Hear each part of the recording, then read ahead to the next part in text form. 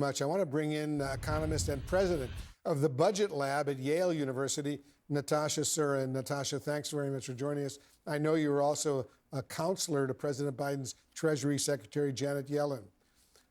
What are some of the first decisions you think Warsh will need to make in his new role?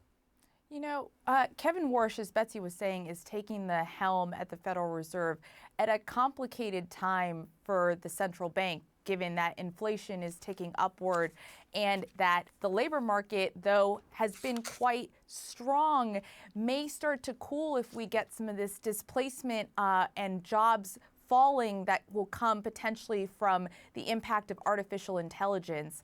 And so Kevin Warsh has a very delicate role to play because his audience is not trying to get the nomination and the administration and the president.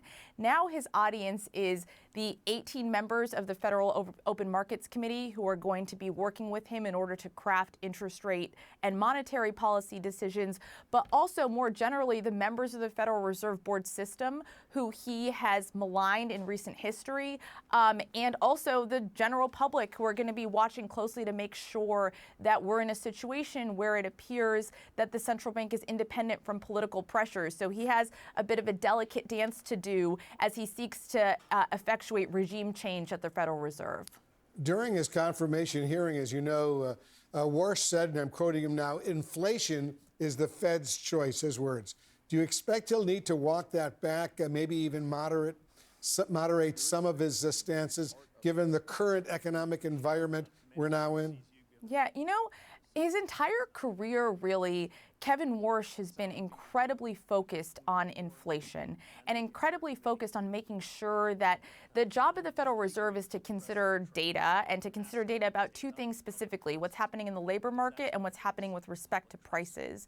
And it's interesting, over the course of the last few months as he was seeking to get this nomination, and even in the testimony that you're speaking about, Wolf, he started kind of pulling back from that laser focus on inflation and kind of trying to make a case for interest rate cuts over the course of the next few months and years. And I think that case has become much harder as a result of the war with Iran and the uptick in inflation that we're seeing, particularly in energy markets, but more generally as well.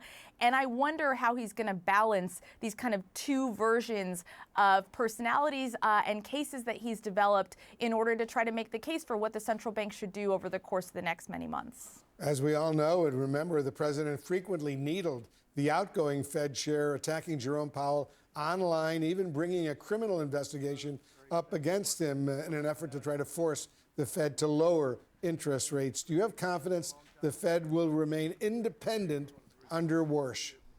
I certainly hope so. And, you know, something that is quite important for your viewers to understand is central bank independence, which sounds like this sort of technical term, is actually one of the underpinnings of the American economy's success. If it starts to feel like interest rate decisions are being made not because of the long-term outlook with respect to prices and the labor market, but instead about a particular election that's coming up this November, the impact of that is hugely detrimental. And we know that because we experimented with that with Arthur Burns in this country and saw inflation uptick when he was Federal Reserve Chair from 3% to 13% over just a 2-year period. And so Kevin Warsh knows this history. He is well steeped in it. He is well steeped in the Federal Reserve System. And my hope is that he is focused on the importance of independence and that he's given the leeway from this administration to have that focus be solely on the data. And frankly, Kevin Hassett said as much